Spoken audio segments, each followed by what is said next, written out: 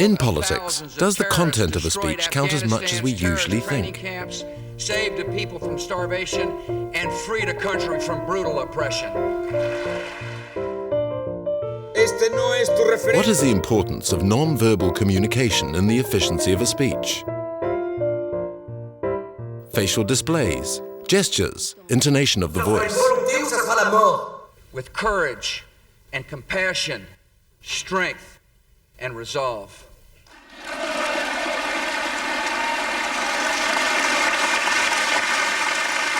What are the emotional and rational elements which determine positive or negative reactions to a politician?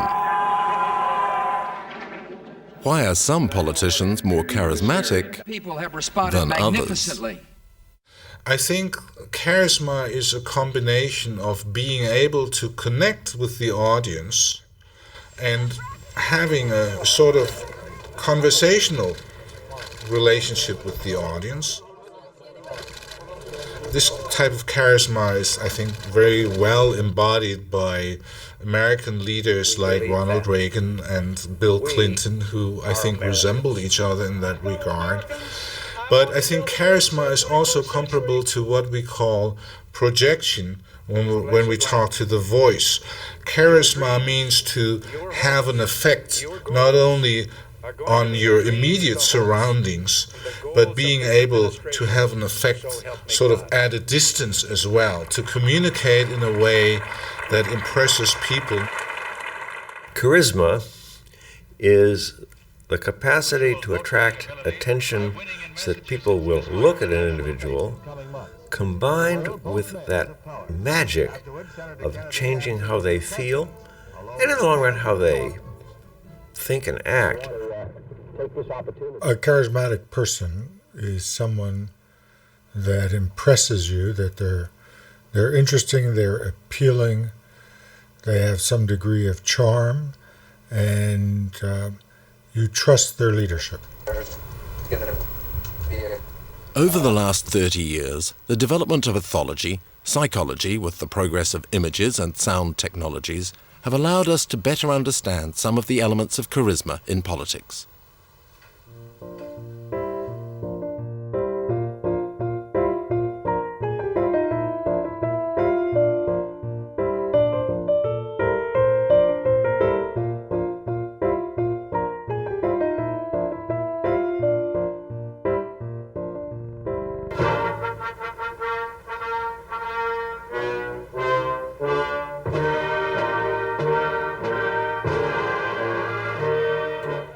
Kings, princes, heads of states, and political leaders have always tried to appear powerful and self-confident. It is part of the image a leader wants to project, and it is, in a way, what people expect from a leader. However, political body language has evolved greatly throughout history. Just less than a century ago, when political leaders expressed themselves before thousands of people, they would stand on a rostrum, the crowd getting a glimpse of them from afar. Their postures and voice intonation were the predominant elements of non-verbal communication. Their body language was of a very theatrical, even caricature-like nature. The development of television has affected the body language of politicians and the way they communicate with the public. Television increased the power of images and propelled political leaders in close-up before audiences of millions of people. These days, behavior of politicians cannot escape the cameras with their facial expressions, gestures, and postures.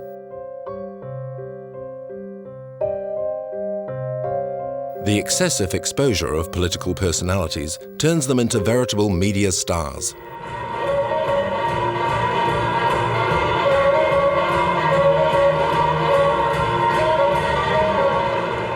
At the same time, information is treated practically in real time.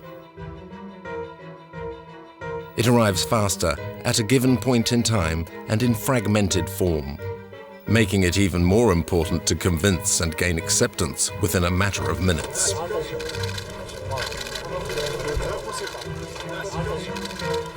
Sometimes people are convinced by ancient myths. Thus, in politics, nothing would matter but what is actually said. However, most voters know their politicians only through a TV screen, where the image is almighty. All of you will watch the same speeches of political leaders. Those of you in Group 1 will only have the images. You in Group 2 will have the images and the voice. And you will have the images and the filtered voice. So I'm going to ask you to choose just one emotion.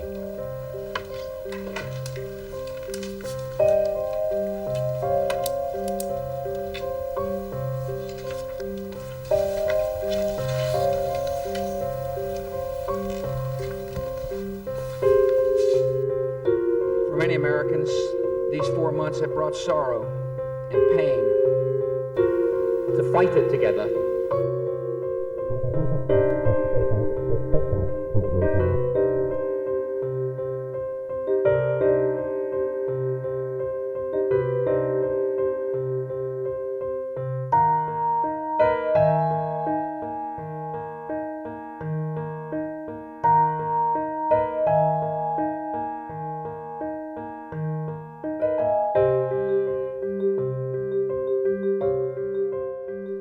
I've checked your answers, so the great majority of all groups has seen Ronald Reagan as a happy person.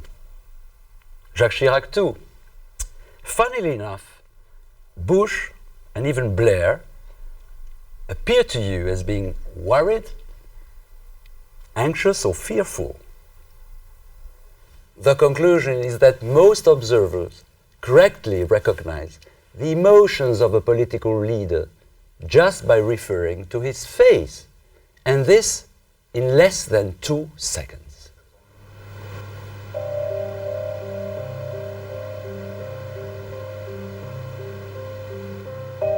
Recently, experiments using MRI have confirmed that our reaction to a picture of a political leader is determined mostly by the emotional part of our brain.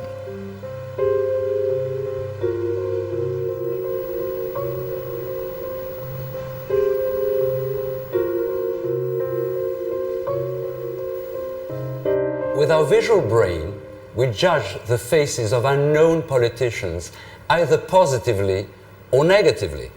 1 second is just enough for us to vote for faces we find more competent or more attractive. As a matter of fact, such decision involves less our rational cortex than the limbic system, which is the center of our instinctive, primary emotions.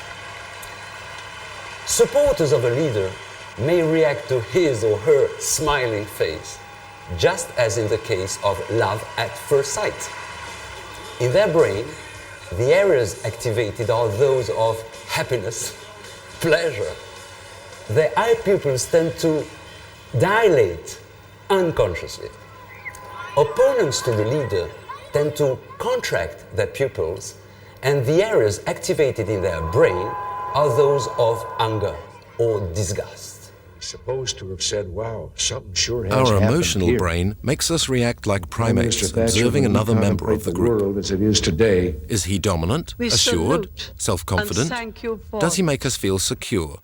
Or is he For many anxious, Americans, fearful, these 4 months have insecure? brought sorrow and pain that will never completely go These away. primary roots of politics have been studied by Professor Roger Masters for more than 20 years.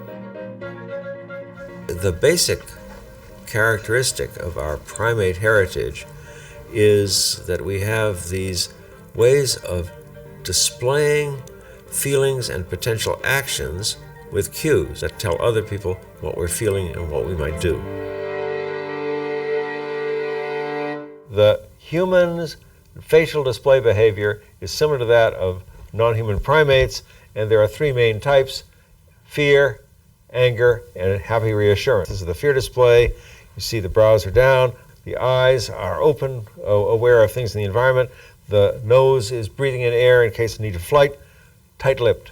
If you look at the anger threat display, you see very, very different. You can see both upper and lower teeth. brows are really intense. The reassurance and happy display, very, very different. The raised eyebrows, the eyes are not staring, and there's the smile with both upper and lower teeth showing. Politics is part of human nature. Aristotle described humans as the political animal.